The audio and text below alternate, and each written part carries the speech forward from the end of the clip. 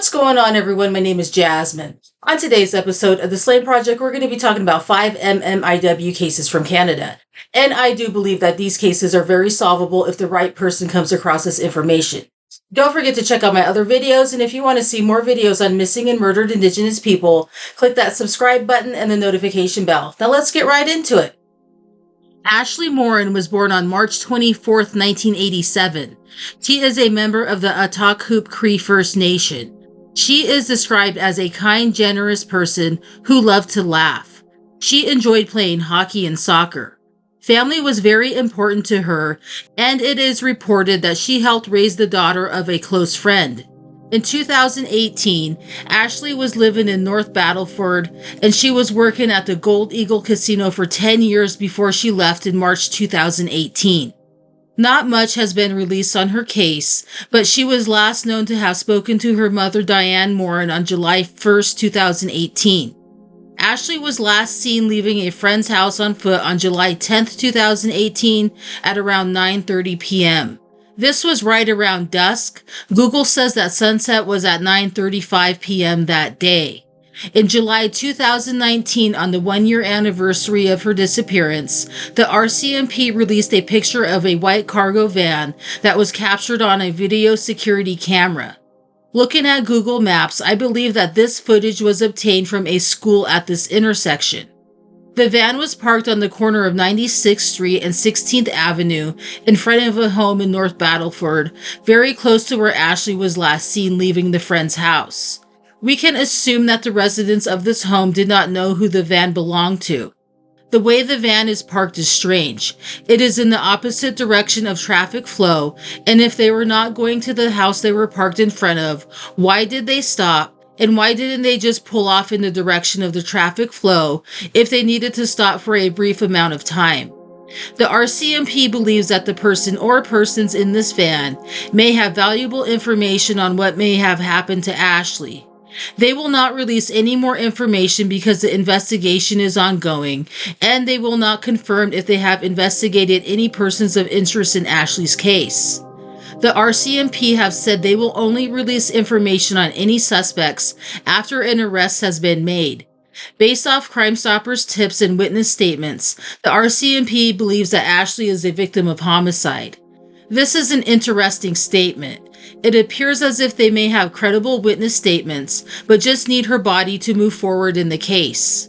The RCMP also would like anyone to come forward with any information on her activities from July 6th to the 10th. The more people that come forward with information increases the possibility of locating her remains. It was not immediately realized that Ashley was missing because she usually traveled around visiting friends, and as a result, she was not reported as missing for about 8 to 10 days after she was last seen. Since then, there has been no phone, social media, or banking activities. In the beginning, it was stated that she may have been traveling to Edmonton or Lloydminster, but this has not been confirmed.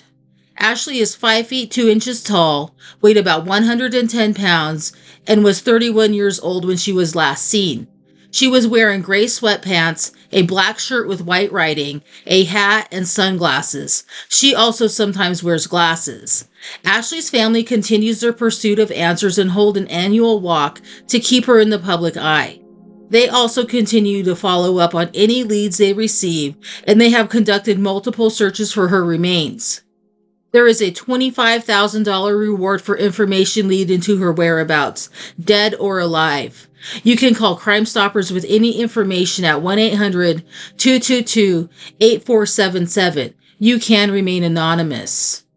Gail Cardinal was 18 years old and last seen by her parents, Helen and Richard, in April 1980 at their home in Anilda, Alberta, which is about 360 kilometers northwest of Edmonton. When her visit concluded, she promised to make it home for Christmas. Gail was a free spirit and was often out in the world on her own. She often lived in areas such as Calgary and Edmonton. The RCMP has said that around the time she went missing, she was battling alcohol and substance abuse and supported herself by working on the street. She was known to frequent the York Hotel in Edmonton on 104th Avenue and 96th Street. This bar was notoriously known for violence among the bar patrons. But no matter where she was, Gail would always write letters home and send birthday cards to her family that included 2 brothers and 4 sisters. Her mother, Helen, had received a package from Gail in November 1980. It was sent from Kaig River, which is located in northern Alberta. She recognized Gail's handwriting, and this was the last time her family heard from her. After Gail failed to return home for Christmas, her family reported her missing sometime afterwards, and they waited in agony for over 2 years. Her friends in Edmonton were questioned, and they last seen Gail sometime around October or November 1980, but no one had seen her since. On July 10, 1983, her skeletal remains were found 10 kilometers south of Fort Saskatchewan in a wooded area and near a gravel pit. There were remnants of her clothing, but no cause of death could be determined. She was eventually identified through dental records. At the time she was found in 1983, Sergeant Doug Harrison with the RCMP Homicide Unit said that foul play has not been ruled out, but was not suspected. But young, healthy people are not usually found dead in secluded wooded areas. Gail's unsolved death is considered the first in a series of homicide cases among sex workers in the Edmonton area. Please let me know in the comments if you would like a full video on these cases. Please call Crime Stoppers with any information at 1-800-222-8477. You can remain anonymous. Desiree Oldwoman was born on December 5, 1990, and she lived on the Siksika Nation near Calgary with her grandmother. When Desiree was young, it was discovered that she had autism, and as a result, she is nonverbal and cannot adequately care for herself. Her grandmother provided a loving home for her, and she was a beloved presence in her home. Everyone knew that Desiree would always be there when they visited. She was adored by many because of her bubbly and sweet personality. Desiree was curious and liked to explore. She would sometimes wander away to her neighbors' or relatives' homes nearby. But everyone looked out for her, and Desiree would always make it back home. But all that changed on August 27, 2011, when Desiree was 21 years old. She was last seen by her family that night between 8:20 and 8:30 p.m. It was not stated, but this could have been when she went to bed. But the next morning, she was not at home, and no one who lived nearby had seen her either. She was reported missing immediately, and the RCMP was informed of her vulnerable state. This set off a quick response. Sergeant Bob Campbell with the Gleechin RCMP stated that he immediately called the Calgary Search and Rescue, brought in rescue dog handlers, and called in air support. All of these people searched 10 square miles within 2 days, and despite searching by land, air, and water, there was no trace of Desiree. Although she had never wandered off at night before, the RCMP believes this is what happened. Her home was located near Highway 901, and it is theorized that she may have walked to the highway and was picked up by someone. Many tips have been received, but nothing has led to Desiree. When last seen, she was wearing a brown sweater, black track pants with a red stripe, and she was not wearing any shoes. She is 5 feet 4 inches tall and weighed about 165 pounds when last seen. Desiree is attracted to the smell of perfume and air fresheners, and she also loves plush animals. Although she is nonverbal, she does know how to write her name. Please contact the Gleechin RCMP with any information at 403-734-3923. Michelle Quewezance Sanderson was born on April 30th, 1972, and she is better known as Michelle Hadwin. Her biological mother was from James Smith Cree First Nation, and her father is from Kisikoos First Nation. According to her CBC profile, Michelle was adopted at the age of 8, but she would eventually reconnect with her biological family. In 2009, Michelle was 37 years old and lived in Edmonton, Alberta. She fell on hard times and was living a transient lifestyle.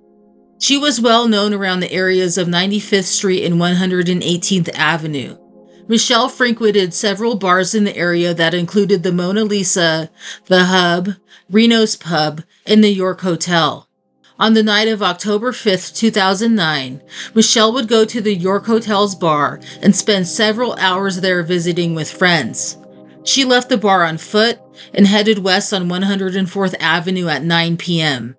Where Michelle went after this and what she was doing is a mystery. At 4:10 a.m. on October 6th, a passerby found Michelle lying in the road in the Eastwood neighborhood near the areas of 79th Street and 121 Avenue. She was unconscious and badly injured.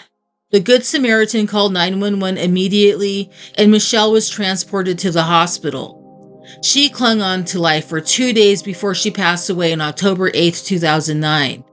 The medical examiner performed an autopsy and determined that her cause of death was a result of homicidal violence. They would not release the cause of death, but they did say that it was not related to a vehicle collision. In May 2024, the Edmonton Police Service held a press conference with Michelle's family. They summarized the case and released video footage they had of her from the York Hotel the night she was last seen. One thing said at the press conference is that investigators did obtain an unknown DNA sample. They would not say what it was or where it was found, but they are hoping that genetic genealogy may be able to provide some assistance in identifying a suspect. Investigators also said that Michelle was not in a relationship at the time and that they had questioned people who were at the York Hotel bar the night she was last seen there. They also will not confirm if they have any persons of interest. Tragically, this is not the first MMIW case in Michelle's family. In 1965, her paternal grandmother was murdered, and it is still unsolved to this day. The York Hotel was closed a year after Michelle was last seen there, and it was eventually demolished. Her family will never stop the fight for answers and are determined to find out who murdered her and why. Please contact the Edmonton Police Service with any information. They are urging anyone to come forward with information such as what Michelle was doing in the 6 hours from when she left the York Hotel to when she was found lying in the street. Even if you think it is insignificant, any small detail may help make a break in her case. Chantelle Bushie was born on April 2, 1991 to her mother Vivian. The family are members of the Dene Ta First Nation and lived there for a time when Chantelle was young. When Chantelle was 11 years old, tragedy struck her family. Her younger sister fell off a wagon and was run over and killed.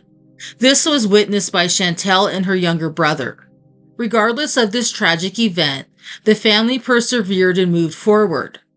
A year later, Vivian moved the family to Grand Prairie, Alberta for new beginnings. Chantelle was very intelligent and talented. She loved mathematics and was very good with numbers. She also could sketch anything placed in front of her. But as she grew into a teenager, her mother revealed that she was sexually assaulted and that she started having a hard time making friends. When Chantelle was about 14, she would start skipping school and would often run away from home. Vivian would notify the police of her runaway status, and they would bring her home when they ran across her. And the police have stated that Chantelle was known to use the alias of Kim Starr. Grand Prairie is a small city with a population of around 60,000, and like a lot of places, is known for drug activity. Chantelle was known to be friends with people who were sex workers and drug dealers, but the police there have stated that Chantelle was only associated with these people and did not participate in this type of activity herself. When Chantelle was 16 years old in the spring of 2007, she gave birth to a baby girl. Almost immediately, her mother Vivian gained custody of the baby and began raising her granddaughter. Chantelle would leave her home and began running the streets of Grand Prairie again. Vivian reported her as missing, and the police told her that they could not do anything unless she got into trouble with the law, which is weird because she was technically a minor and a runaway and should have been brought home if found. Vivian grew frustrated and stopped asking the police for help with Chantelle. She felt as if no one was trying to help her and that no one really cared about what was going on. Chantelle had been on the streets for a few months before she was last heard from or seen in December 2007. At some point, Vivian had learned that Chantelle had made her way to British Columbia to the city of Vancouver. Vancouver is a harsh city for people with addictions. The city can easily swallow you up whole and spit you back out. But when Vivian could not verify that Chantelle had made it there sometime in 2009, she reached out for help again and reported her missing to the RCMP. There is great concern for Chantelle's safety. She was only 16 years old when she was last seen and was known to hang out with an unsavory crowd. Chantelle has a tattoo of the letters VT on her left wrist, which are her parents' initials. She was 5 feet 6 inches tall and about 120 pounds with short black hair. Her case was reviewed by Project CARE when they were in operation, and for some reason, they said that she did not fit their criteria. Please contact the Grand Prairie RCMP with any information at 780-830-5700 and refer to case number 2009-110-1748. Thank you so much for watching today's video. If you knew any of these women, please share any memories of them, and I will see you in my next video.